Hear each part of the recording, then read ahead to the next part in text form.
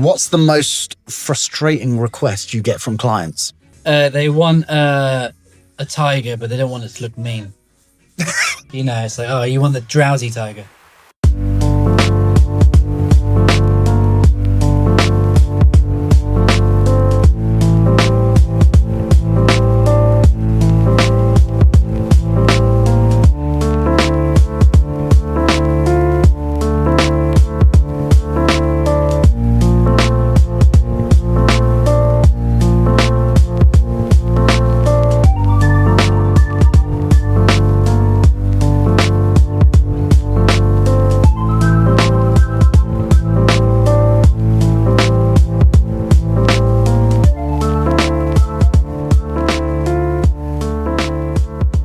So Josh is a friend of mine and a tattooist, and we're in Classic Tattoo in Henley. So Josh, do you want to introduce yourself? How long have you been tattooing for? My name's Josh Henley, and I'm tattooing 10 years legally. Illegally? How long were you tattooing illegally? Probably. Oh, hey, Kales. Sorry, 2 secs. Working tattoo shop.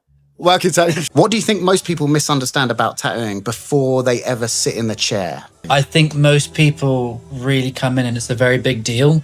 And of course it is to them, but it's really not a big deal. Whenever people really put a lot of pressure on it to be perfect, it's, most of you are married or have children or whatever, and those scenarios are very rarely perfect. And you kind of need to come in for a tattoo, like knowing that there's going to be some wiggle room.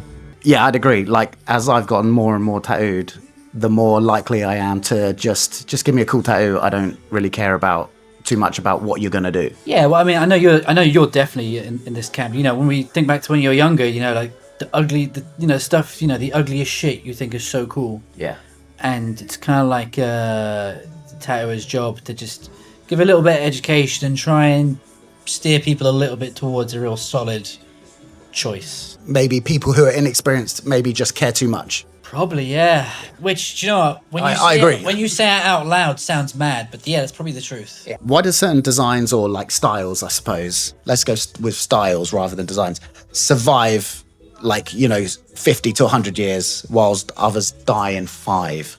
Well, I think it's like the iconography against it, isn't it? It's almost like branding. That style is built trust over decades or hundreds of years. So, for example, if you look at like tribal tattooing, and I don't mean like the Dust Till Dawn 90s stuff, but if you look at, Polynesian, for example, that stuff has been around forever because originally it was like really culturally like important to them.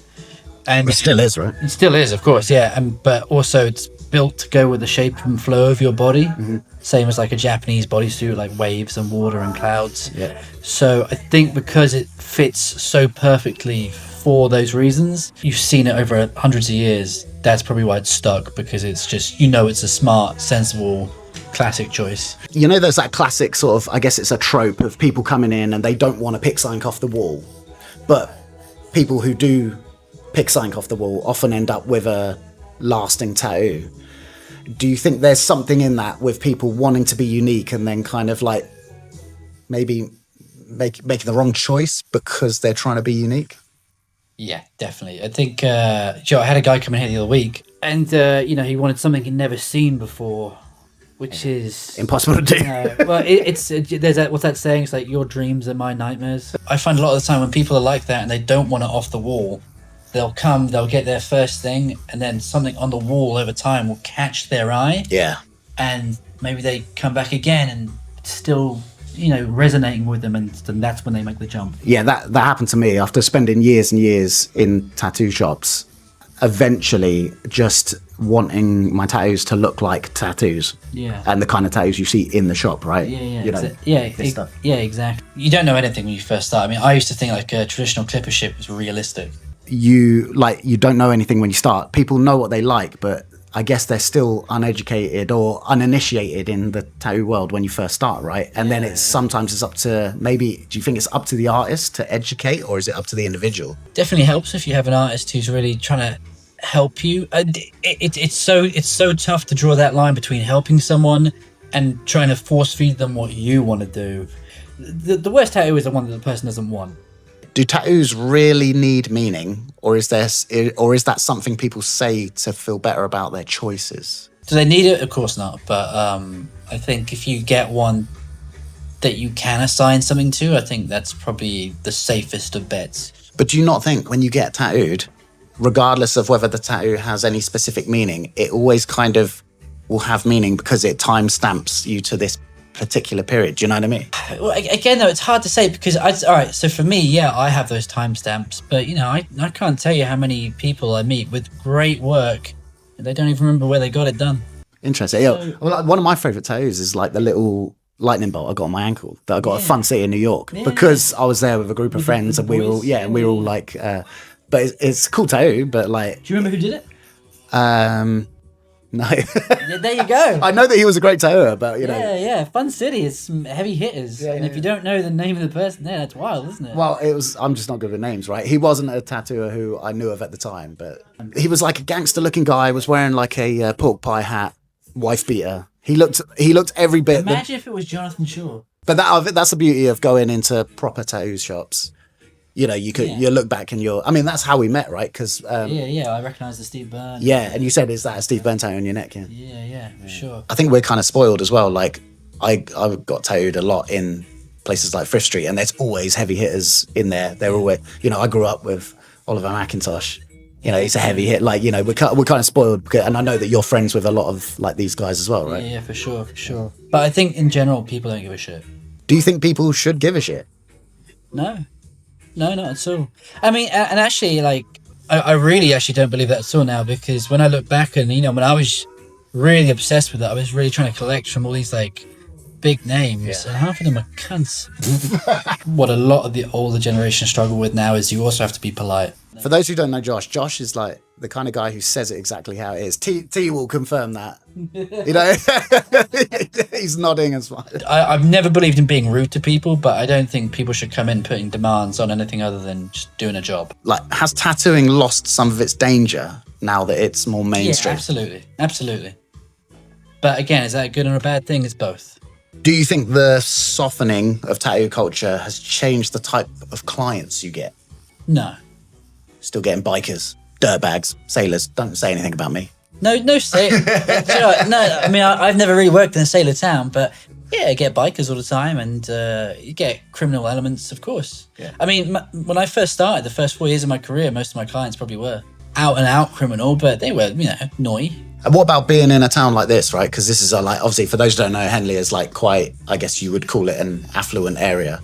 But are you still tattooing a lot of like blue collar dudes, or is it like a real mix? What is that? Is there a general trend here? It's a complete mix. Yeah, it's a complete mix. I mean, I tattooed a guy from Watlington last year who'd been like a Oxford professor for 50 years. I tattooed the former chief of police in Oxfordshire. You know, she came here once. And then you just tattoo like folks off the council estate. So yeah, everyone comes and gets tattooed up here. Do you think pain still matters in tattooing, or has it become irrelevant? Well, it certainly matters if you're getting tattooed. And where you're getting tattooed, right? Yeah, definitely. I mean, it's unavoidable. It is part of the game. So. I do feel like I've seen some of these guys go like under anesthetic to get tattooed, and I feel like, are you missing a part of the experience though? I think that's a very specific type of person though, and I think they are missing the whole point. But it's not really up to me it's just they just want a different project and a different service. Do you know what it makes me think? Like we live in an age where everyone wants everything instantaneously, and a back piece you can just go under and get one straight away. But you and I both know that a back piece, when I see someone else with a full back piece, you know what they went through, and there's a lot of endurance there and commitment. Do you know what I mean? So are they maybe missing out on that side of things? Do you know what? I was a big fan of you'll know this guy. You know Yvon Chouinard? Oh. He was like the guy that ran Patagonia. Yeah. And he did like a documentary once where he was saying, you've got all these high-flying CEOs now that go mountain climbing, and they've got like 5 Sherpas, and they get to their tent at night, and there's like a little chocolate mint on their pillow. That's not really climbing. You're just like a wanker when you start, and you're a wanker when you finish. I kind of get what he's saying. So, like, if you want to skip all that stuff, yeah, you absolutely can. And I don't really know why you want to.